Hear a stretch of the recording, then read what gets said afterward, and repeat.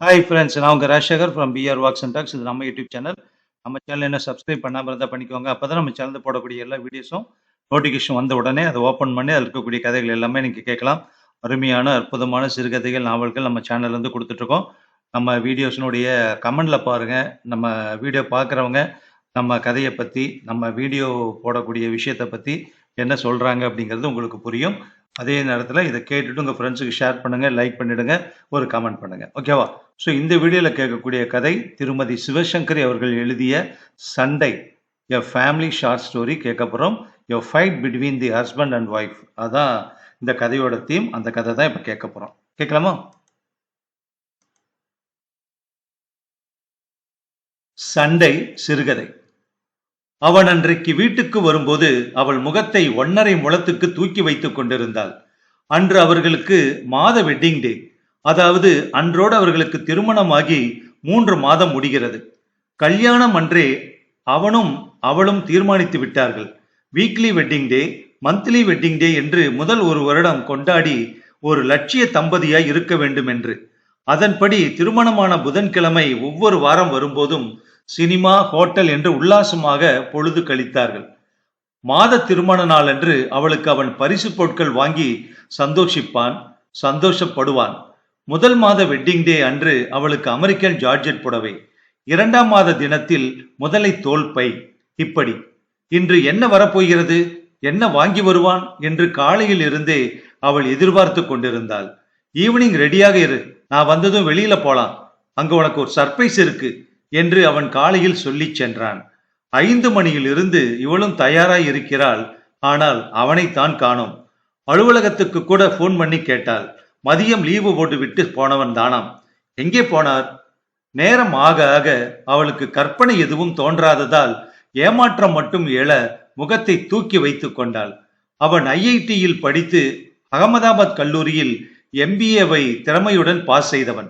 என்னிடம் வேலைக்கு வா வா என்று எத்தனையோ கம்பெனிகள் கெஞ்சியதில் ஓர் இன்டர்நேஷனல் கம்பெனியை அவன் தேர்ந்தெடுத்து அதன் தென்னிந்திய அலுவலகத்துக்கு கன்சல்டன்டாக சேர்ந்தான்.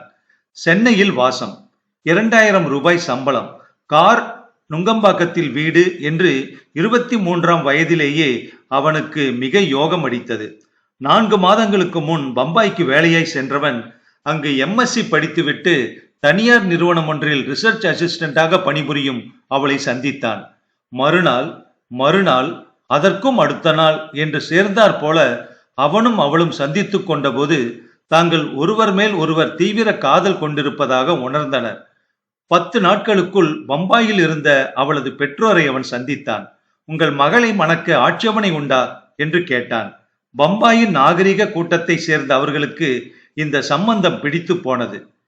மே காட் பிளஸ் யூ சில்ட்ரன் என்று முதல் சந்திப்பிலேயே தொட் என்று வாழ்த்தை கையில் தந்துவிட்டனர். அவனுக்கு அம்மா கிடையாது, அப்பா மட்டும்தான். அவர் டெல்லியில் அரசாங்க அதிகாரி. அவன் ஒரே பையன்.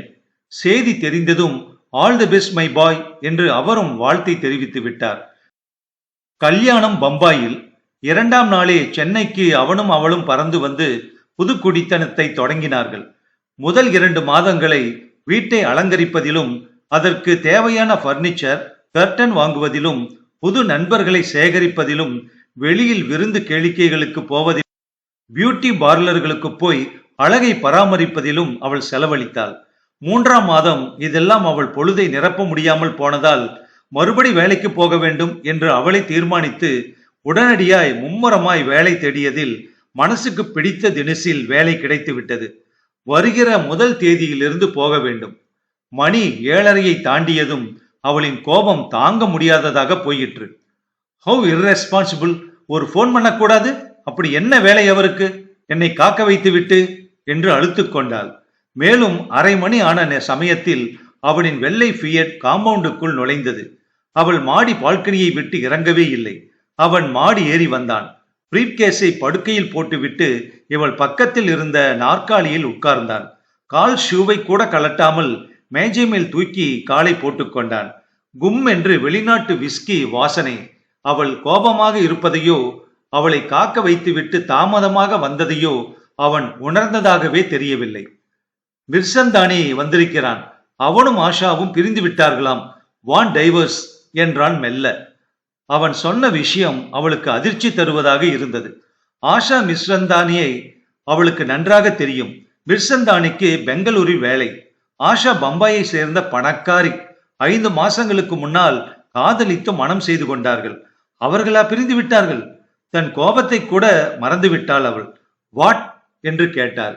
யா, மிர்சந்தானி மத்தியானம் ஆபீஸுக்கு வந்திருந்தான். மூஞ்சியும் முகரையும் பார்க்க சகிக்கல. காலை நேரத்துல நல்ல குடி. உன்னோடு பேசணும்னு அழுதான். அவனோட ஹோட்டல் ரூம்ல தான் இருந்தேன். புவர் மேன் என்றான் இவன். என்ன சமாச்சாரமா என்று கேட்டாள்.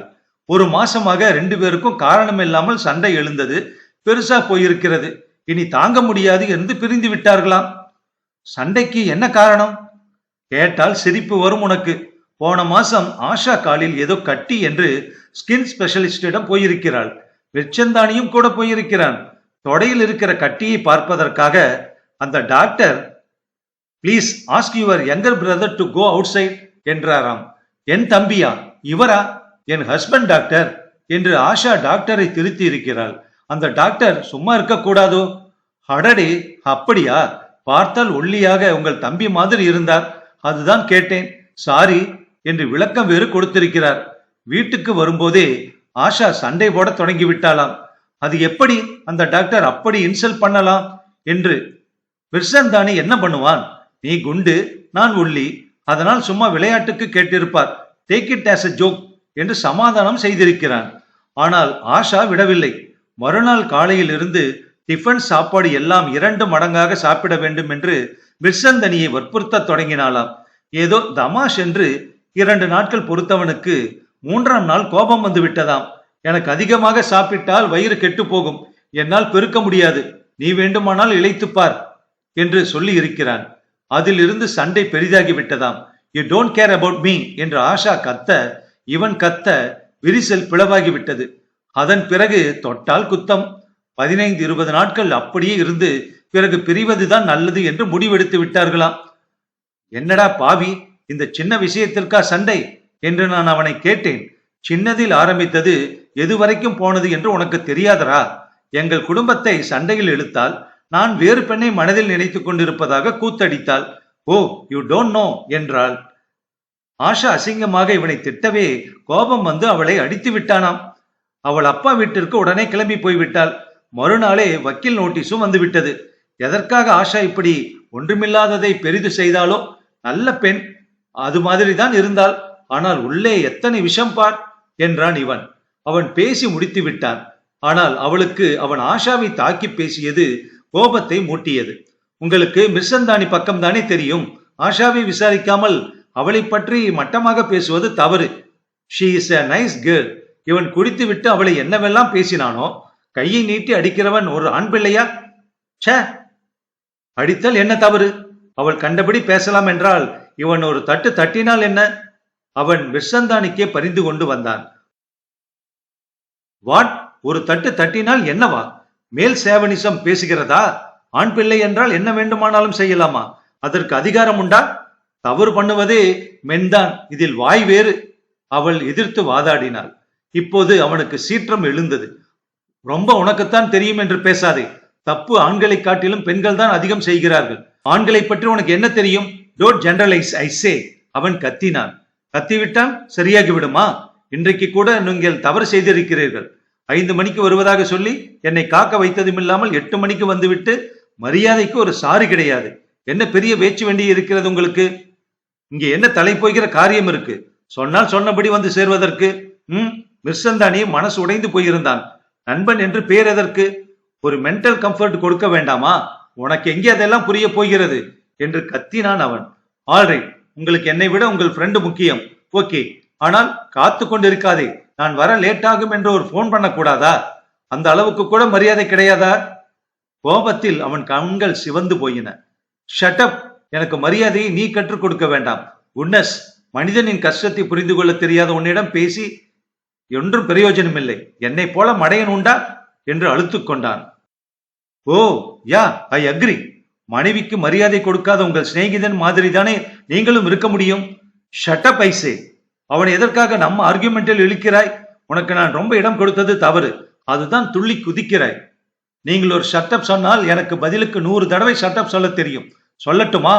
ஆத்திரத்தில் அவள் முகம் விகாரமாய் இருந்தது. அவன் பட்டென்று தன் தலையில் அடித்துக் கொண்டான். நோ வண்டர், விஷந்தானி இப்படி பைத்தியம் போல ஆகிவிட்டான். உன் மாதிரியும் ஆஷா மாதிரியும் மனைவி ரூபத்தில் பிசாசுகள் இருந்தால் மனிதன் நிம்மதியாகவா இருக்க முடியும்? Now will you please get out of this room and leave me alone என்று கத்தினான். அவளை பிசாசு என்று அழைத்து கெட் அவுட் என்றும் சொன்ன மாத்திரத்தில் அவள் கோபம் அதிகமாக, கண்கள் பளபளக்க, நாசி துடிக்க தொடங்கியது. அவள் ஆங்காரமாக கத்துகிறாள். நானா பிசாசு? மீ? கல்யாணமாகி 3 மாசம் ஆவதற்குள் நான் பிசாசா? என்ன சொல்கிறீர்கள்? கெட் அவுட் என்றுதானே? Okay, I will go. உங்களை ஜென்டில்மேன் என்று நம்பினேன். But you are a cheat. இவள் அழுது கொண்டே எழுந்து அறைக்கு வெளியே ஓடுகிறாள். அவன் டீப்பாயை காலால் உதைத்து விட்டு அறைக்கதவை படீர் என்று அரைந்து மூடுகிறான். பெரிதாக வளர்ந்துவிடப் போகும் ஒரு சண்டை அன்று அந்த வீட்டில் சின்ன குழந்தையாய் பிறந்தது. சிவசங்கரி அவர்கள் எழுதிய சண்டை சிறுகதை முற்றும்.